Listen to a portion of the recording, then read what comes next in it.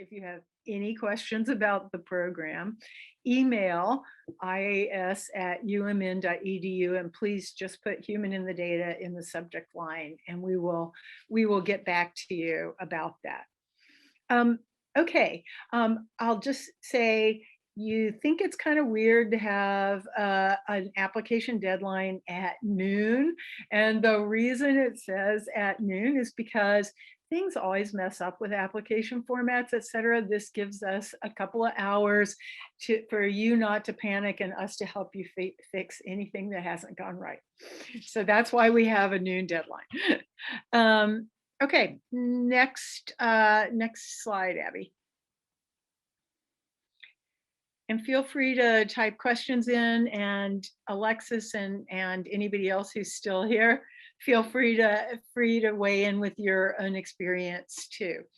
So this year you're going to submit your application via a Google form, and there's a link to this on the IAS website, and there will be a link from the DASH website as well. Let us just point out the little issue with Google Forms.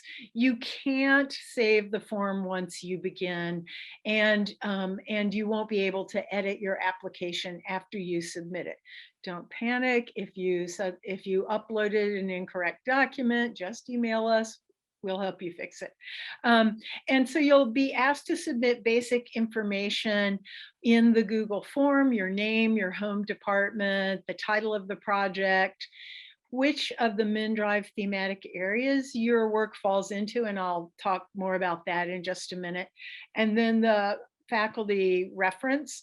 I'll talk more about that in a minute too, and their email. We don't ask you to get a letter of recommendation up front, just to warn people that you may be asking for one, and to be sure and share your proposal with them. And then next slide.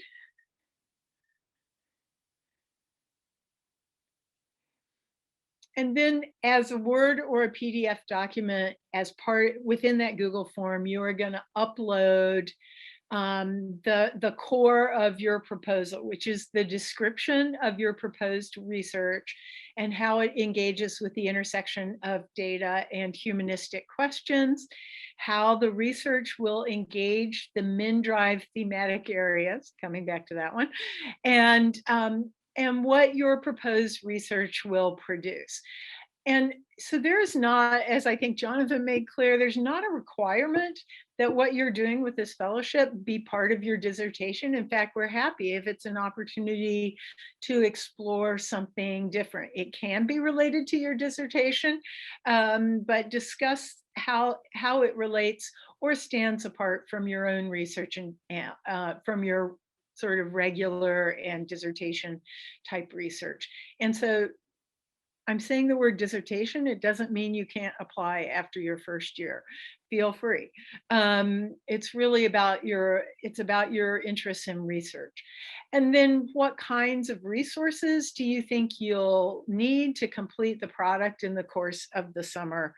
And what that range of products might be. So Abby, can we go back one? Here we go. Okay, so the money from research computing is related to the MnDRIVE initiative, and MnDRIVE has 5 thematic areas: robotics, global food, environment, brain conditions, and cancer clinical trials. And that is where their priorities are, and that is ultimately what frames these the fellowships. But I think I just encourage you to think capaciously, and I think you can recognize from the projects you just heard that if you think capaciously, it's pretty easy to fit in those seemingly disparate and narrow five categories. But you will have to make an argument for how, or discuss how your work fits into those areas. So we have a question: are we required to be physically present in Minnesota during the summer? Well, I think we're pretty clear at this point that we are still going to be virtual this summer. We are hoping that we could at least have one in-person outdoor get together, or maybe one at the beginning and one at the end of the summer. But for this summer, it is likely that we're going to be virtual, in which case, yes, you can be anywhere. I want to make sure we have time for questions. And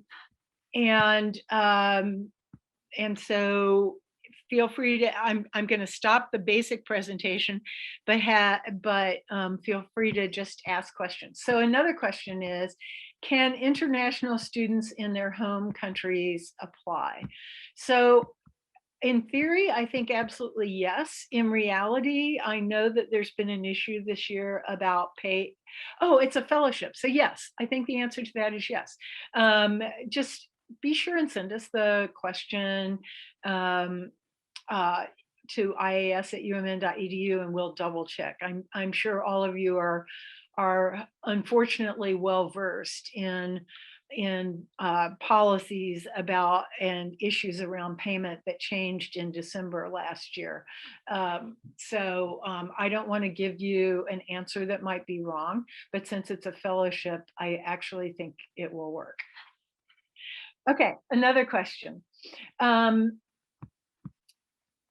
The fellowship is meant to expose the humanities to big data, et cetera. How does that work in essence for people who are in more STEM departments and excited to meet collaborators outside? Will the technical focus of the department discount my application? So I think it's pretty obvious that, so the answer to that is no. We obviously had people from STEM departments.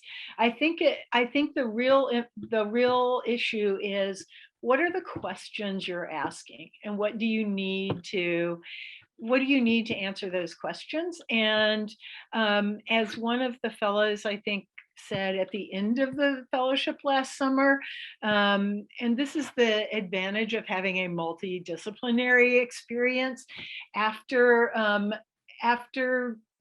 seeing how Purna and Hayden thought as artists, and as opposed to somebody who came in with a data set already ready to go, and was thinking about how to work with it and analyze it.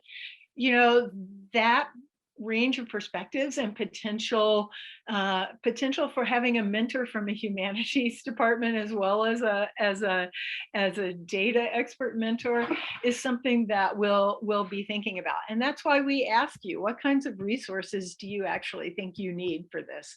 And is there a particular field or discipline that would be helpful to you?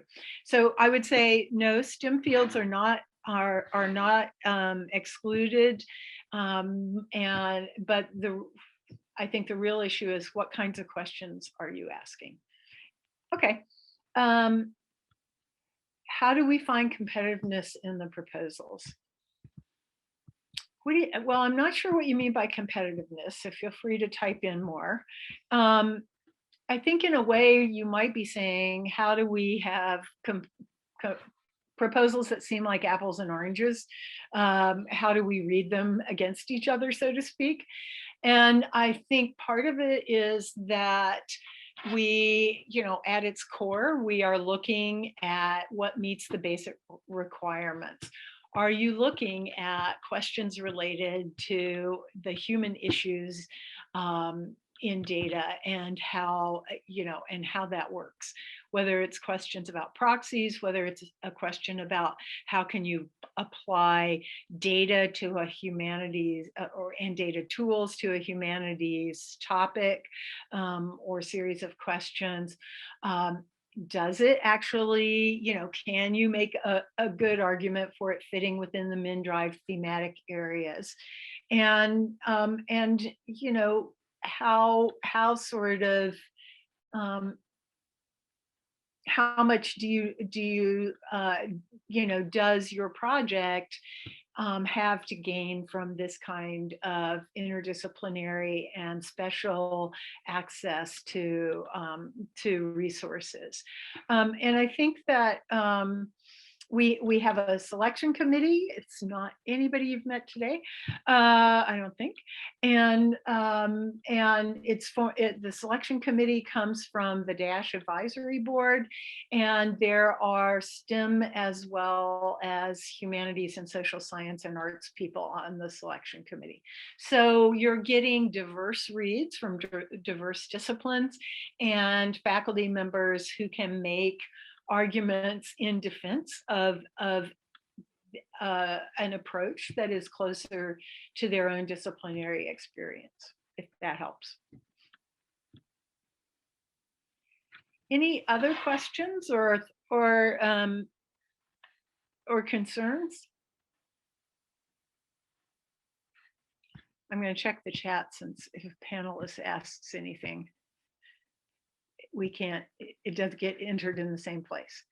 Okay, so we are going to the recording of most of this event, and also the and from this info session will be posted on the IAS website probably about by the middle of next week.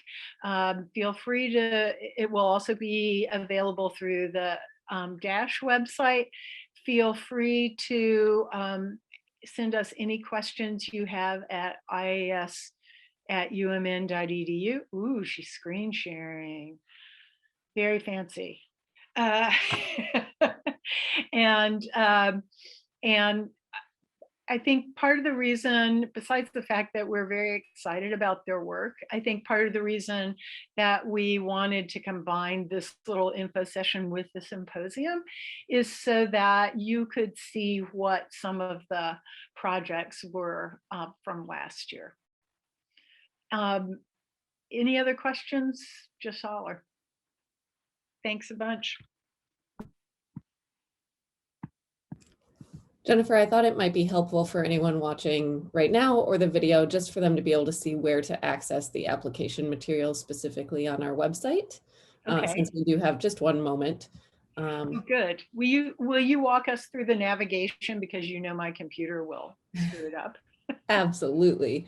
So everyone, the information was linked there and on the slides, but you can access that by going to ias.umn.edu. Click over here on opportunities. You can find the page either here in the menu. It's this Human in the Data MnDRIVE Fellowship Program. You can also scroll down to this little opportunity for graduate students. And here's that page we've been referencing. All the information that Jennifer just talked about is listed here. All of the information she talked about is here again. A little information about eligibility is here. And then all of the instructions we just went through are here. These are the notes about what you'll be asked to put in the application, and all those details about your proposal. And then the link over to that Google form is right here. This is what that Google form looks like. And this is where you'll add your file. And again, we take either a Word document or a PDF. So if I can supplement Abby while we're on the Google form, on the website describing the program and where you find the link to the application, it does tell you what basic questions you're going to have to answer and how many words, what the word limit is to answer them. And that allows you to do this work offline before you get into the Google form, because unfortunately, Google form doesn't really allow you to save and come back to the document as you go along. So that's why we encourage you to look at the core questions in advance and compose your answers offline, and the long questions will be uploaded as a document as part of the Google form. Any other advice, Abby, or? I think that about covers it, and I don't see any other questions from anyone, but this is your last chance if you have any other questions for us. Otherwise, this video should be posted just after the weekend. Great. Thank you all so much for coming, and please don't hesitate to ask questions via email. Appreciate it.